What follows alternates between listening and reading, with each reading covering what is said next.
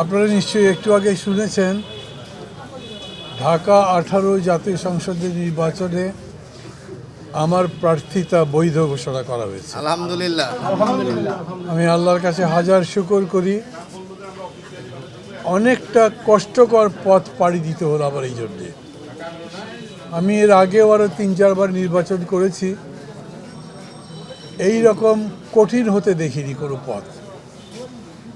এবং এই কারণেই বিশেষ করে আজকের যে নির্বাচন কমিশন আমাকে বৈধ ঘোষণা করেছে তাদেরকে আন্তরিক ধন্যবাদ দিই।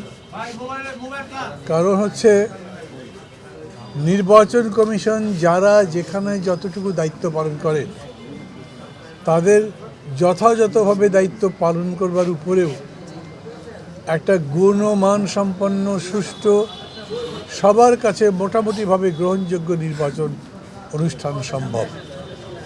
নইলে চাপ তৈরি করে মব বানিয়ে যদি নির্বাচন কমিশনকে প্রভাবিত করা যায় তাহলে সেই নির্বাচন কোনো গুণ মান পেতে পারে না।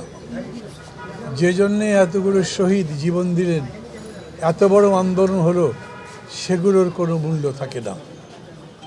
আমি আবারও আজকে ঢাকা 18 এই নির্বাচনে আমাকে প্রার্থী হিসেবে বৈধ ঘোষণা করার জন্যে নির্বাচন কমিশনকে ধন্যবাদ দিই। আল্লাহর কাছে হাজার শুকর গুজার করি।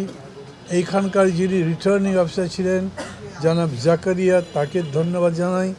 আর এই সাথে সাথে এই এলাকায় ঢাকা 18-তে যারা যারা ভোটার আছেন তাদের সবার কাছে আমি ব্যক্তিগত দোয়া কামনা করি। আপনারা জানেন আমি ঢাকা 18-র সাথে সাথে বগুড়া 2 আসনেও আমার প্রার্থিতার জন্যে আবেদন করেছিলাম। যারা এখানে আছেন তারা হয়তো কেউ দেখেননি, কিন্তু সেইখানকার এই প্রার্থী বাছাইয়ের প্রতিযোগিতা মানে একটা মবক্রেসি হয়েছে। আমার যে প্রার্থিতা যখন বাছাই করা হয় তখন আমার প্রতিপক্ষ বলবো না কি বলবো আমি ঠিক জানি না, মানে একটা দলের প্রার্থীর পক্ষে বগুড়া জেলার 12 জন আইনজীবী একসাথে আসছেন।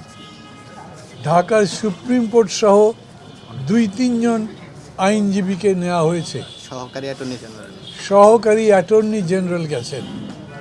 আর নিজেদের দলের লোক যে কত গেছে সেটা বলবার দরকার নেই। এবং তারা ইচ্ছা মতো কথা বলেছেন, যত জোরে জোরে কথা বলা যায় বলেছেন। আমার পক্ষে যারা যুক্তি দিচ্ছিলেন তাদেরকে ধমক দিয়েছেন। তারা ডিসির পাশে বসে মনে হচ্ছে যে তারাই যেন একটা কর্তৃত্ব করছেন, নির্দেশ জারি করেছেন এরকম।